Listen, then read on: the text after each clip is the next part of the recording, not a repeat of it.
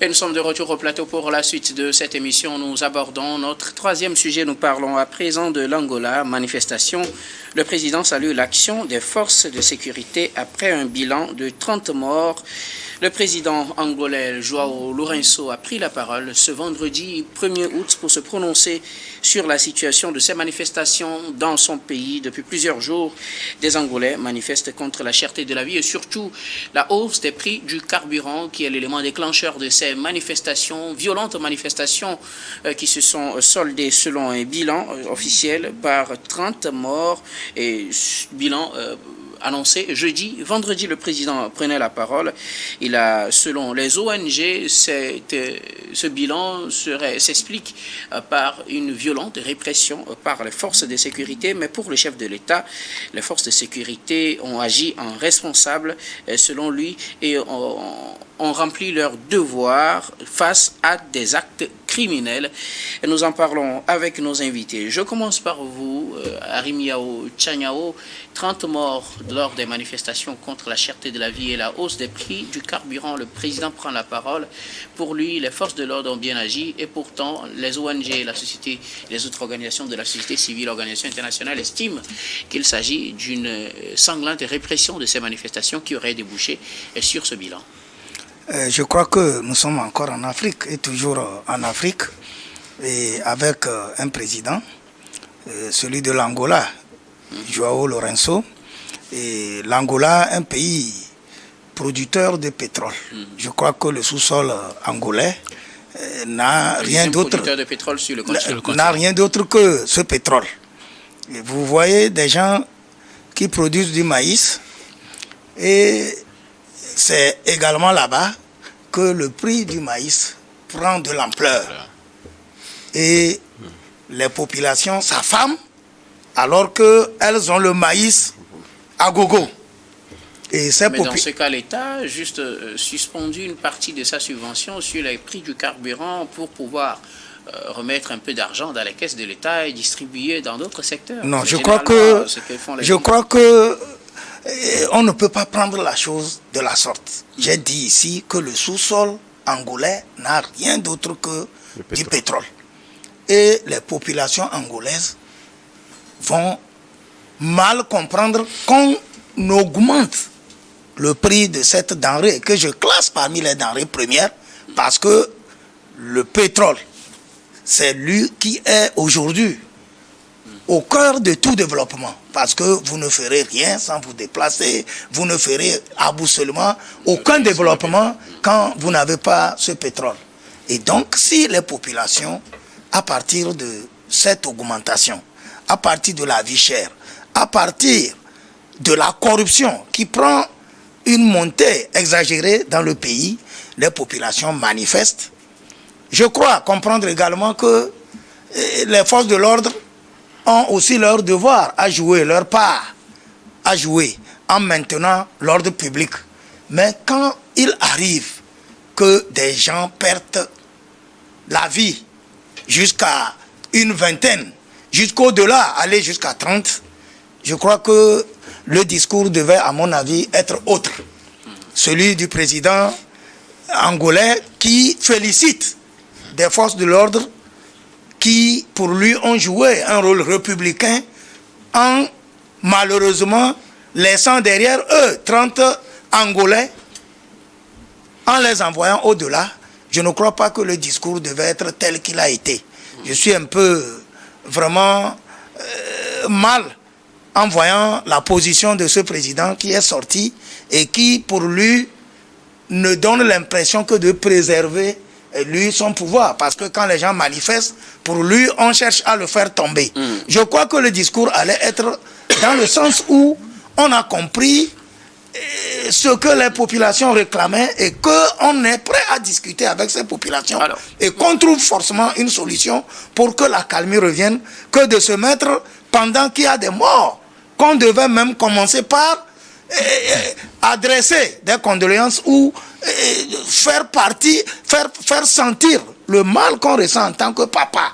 Parce que le chef de l'État, c'est le père de la nation. C'est le président et le papa de tous les Angolais. S'il perd 30 de ses fils, Je crois que son discours ne devait pas être celui que nous avons vu.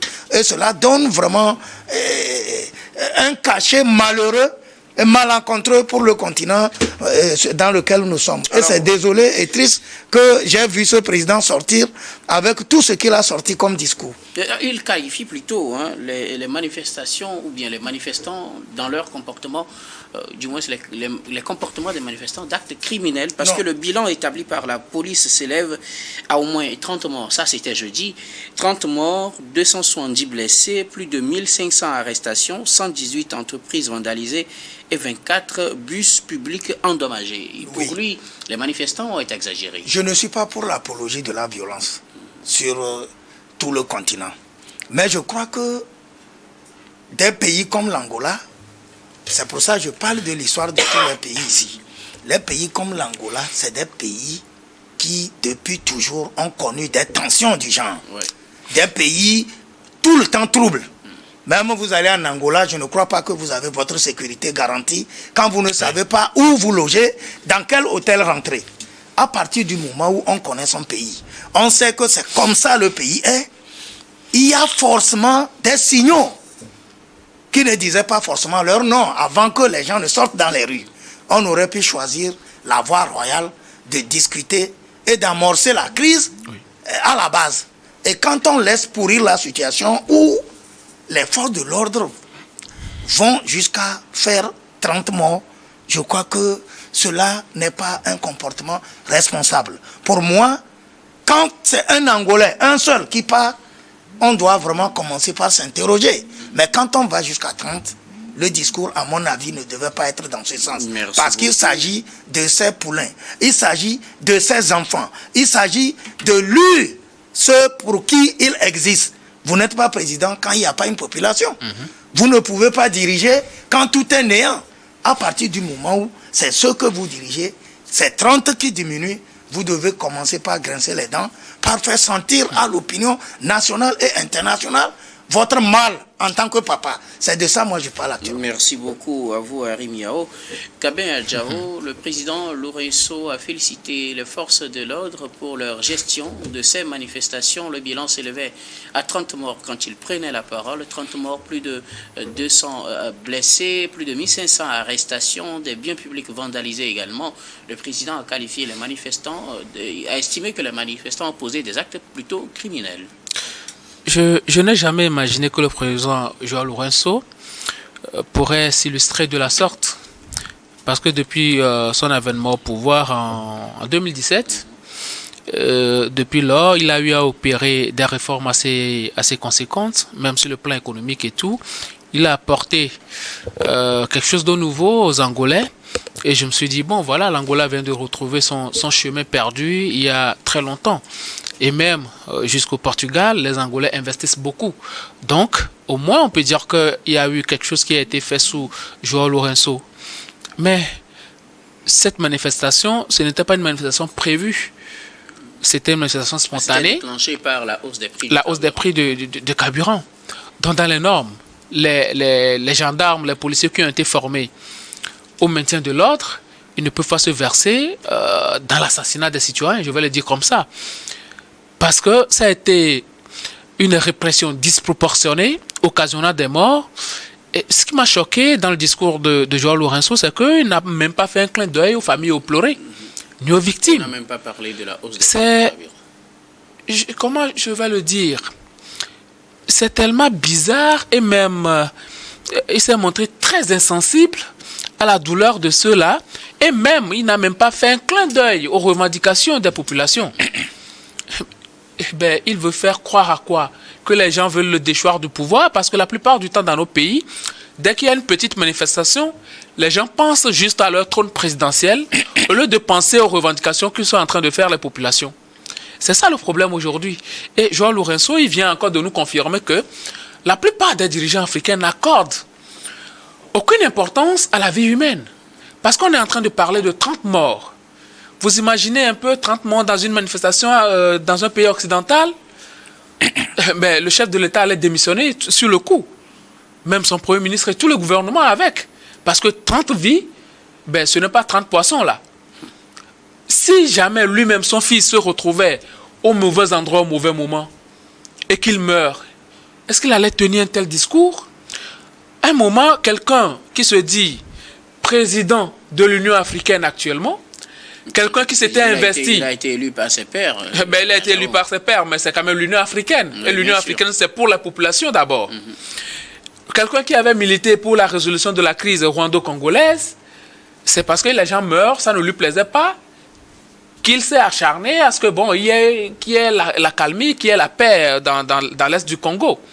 Mais comment se fait-il que on tue les gens chez lui, ses propres gendarmes tuent les gens qui, par leur argent, l'argent du contribuable bien sûr, ont payé les gourdins, les kalachnikovs et tout, maintenant retournent ces éléments de défense-là contre la population, qui réclament juste ce qui est normal. Diminuer un peu le coût de la vie. On parle d'inflation, l'augmentation du coût des produits pétroliers et tout. Mais comment se fait-il qu'un pays pétrolier voit son produit, que eux-mêmes, chez eux, ils exploitent, le prix augmenté? Vous voyez un peu, les populations, ce ne sont pas des gens qui sont instruites à la gestion de la chose publique. Donc, ce qu'il faut faire, c'est de dire seulement à la population ce qui a amené l'augmentation des prix de ces produits-là. Mais aller jusqu'à tuer, maintenant que le mal est fait, au lieu de venir essuyer les larmes de ceux-là qui pleurent leur mort, et même les populations qui, à un moment donné, sont décédées, vous venez, vous applaudissez les meurtriers, et vous faites comme si ce sont les victimes qui ont eu tort. Vous voyez un peu le niveau d'insensibilité de nos dirigeants en Afrique. Les populations ne leur disent absolument rien. Ce qui compte, c'est garder le pouvoir. Et tant que les militaires, les gendarmes, les policiers leur permettent de conserver leur trône, ça va. C'est eux ça. Et João Lourenço ne vient pas de déroger à la règle. C'est tout à fait normal, ce qu'ils font un peu partout en Afrique, des dirigeants qui se prennent pour des potentats, qui sont comme des léviathans, qui prennent toutes les décisions, et la vie humaine à un moment donné ne leur disent absolument rien. Merci beaucoup à vous, Gabin Adjao. Adam Adjranou, 30 morts, le président angolais prend la parole, il félicite les forces de sécurité. Pour lui, les manifestants ont connu des actes de violence eux plutôt. Vous savez, le président Lourenço, il a indigné et frustré plus d'un Africain. Tout simplement parce que la racine de la colère, après qu'il ait donc félicité les forces de l'ordre pour intriguer, puisque lorsqu'on les félicite, on pense directement aux morts. Il y en a eu 30 au moins. Donc, quelque part, ça voudrait dire une sorte d'insouciance par rapport aux vies humaines. Et quelque part également, on prononce un discours très attendu parce qu'il faut le faire remarquer.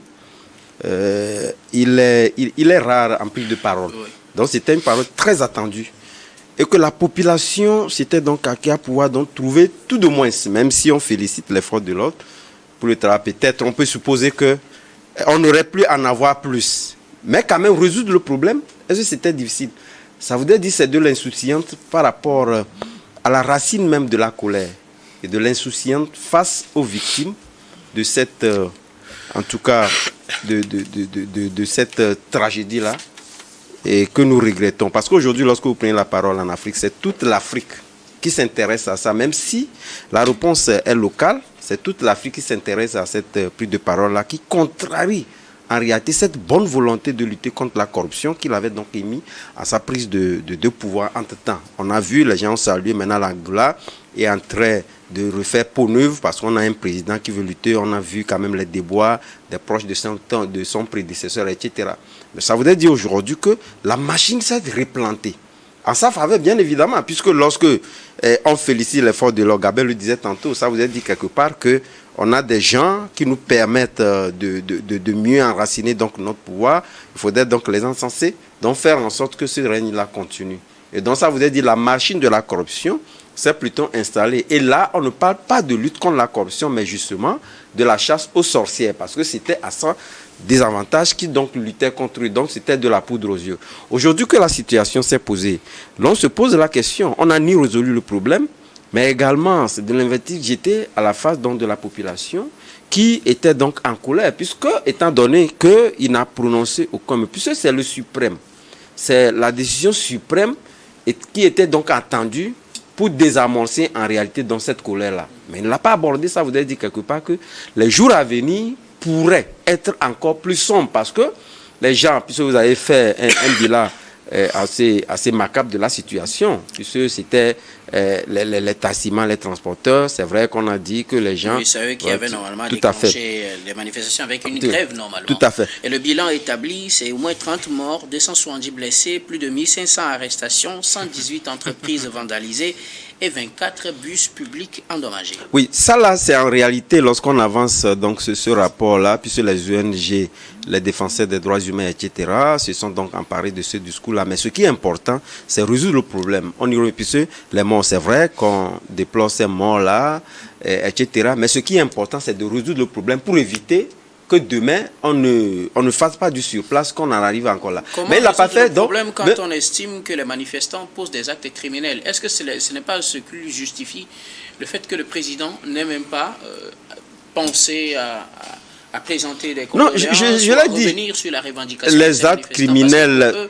C'est des gens qui posent des actes criminels. Les actes criminels ont une racine. Et la racine, c'est la flambée des prix. Il faudrait quand même que si tel est qui veut préserver la paix et arriver à ce que demain on n'en arrive plus à ces dégâts, il faudrait quand même que le problème au moins soit amorcé dans ce discours-là qui est attendu. Ça voudrait dire que demain, il a encore regardé les forces de l'ordre à réprimer. Et justement, c'est une mise en garde contre la population. Mais lorsque vous voyez, en tout cas, le degré de mécontentement, je ne pense pas que nous sommes en face d'une jeunesse qui est prête donc à lâcher les armes, dissipées. Merci beaucoup à vous tous pour vos contributions. Nous allons marquer une nouvelle pause, puis on reviendra tout à l'heure pour la dernière partie de cette émission. Dernière partie que nous allons bien évidemment consacrer au Togo.